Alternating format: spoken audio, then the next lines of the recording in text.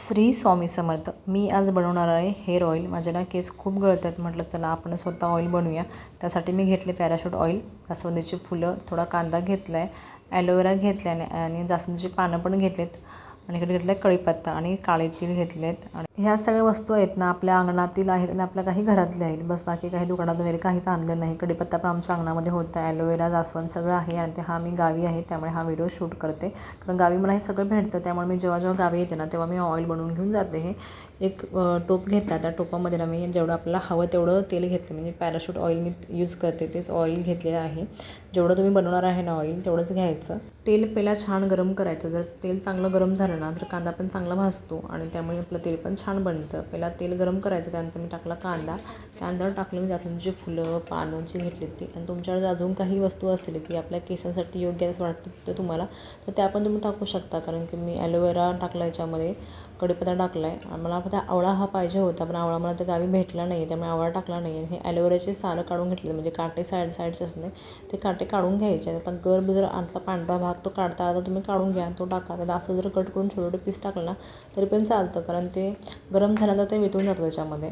कढीपत्त्याचं झाड माझ्या अंगणामध्येच आहे त्यामुळे खूप सारा मी कढीपत्ता घातला आणि कढीपत्ता ना खरंच केसासाठी खूप चांगला असतो. त्यानंतर मी थोडे काळे तीळ घातले, तर काळे तीळ पण चांगले असतात. त्यानंतर मी थोडी मेथीदाणे पण टाकले ह्याच्यामध्ये.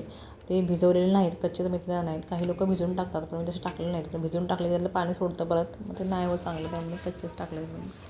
आणि बघा तेलाचा कलर असा चेंज झाला, फ्लावरचा कलर चेंज झाला, कांद्याचा कलर चेंज झाला. सगळ्या वस्तूंचा ना कलर चेंज होतो. 15 मिनिटानंतर ना मी पाहिलं तेव्हा त्याचा कलर असा झाला होता. म्हणजे आता आपलं तेल रेडी होते. जास्त वेळ काय ठेवायचं नाही. जास्त वेळ ठेवलं ना तर कांदा काळा होतो आणि मग केसांना लावलं ना तेल तर कांद्याचा वास येतो. त्यामुळे जास्त वेळ कांदा भाजायचा नाही. आणि खूप छान असं कढीपत्ता तर खूप छान असं कडक कडक झाला आणि खूप छान असं तेल बनलं. आपण दुकानामधून किंवा ऑनलाईन खूप सारे महागडे प्रोडक्ट मागवतो, पण घरच्या घरी हे तेल बनवलेलं कधी पण चांगलं. आणि हे आपण स्वतः बनवतो त्यामुळे अनुभव खूप छान असतो त्याचे आणि रिझल्ट पण खूप छान होतो. खरंच मी 2 वर्ष झाले हे तेल यूज करते, म्हणजे सारखी बनवते तेल मी. खरंच खूप छान असा रिझल्ट आहे. तुम्ही एकदा नक्की वापरून बघायचा. तर खूप म्हणजे मी माझ्या घरातले सगळे पण हे तेल वापरतात. माझी आई वगैरे, बहीण वगैरे सगळे वापरतात.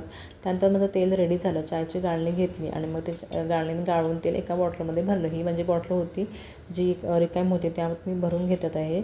आणि खरंच खूप छान असा हा तेल बनते. नक्की तुम्ही वापरून बघा, खरंच तुम्हाला याचा नक्की रिझल्ट येईल. डिलिव्हरीनंतर ना माझे खरंच खूप केस गळत होते, त्यासाठी मी वापरले नाही. माझे केस पण खूप लांब झालेले आहेत आणि खरंच खूप तेल असं छान आहे. नक्की तुम्ही वापरून पहा आणि बनवून पहा. चला भेटू पुढच्या व्हिडिओमध्ये. बाय.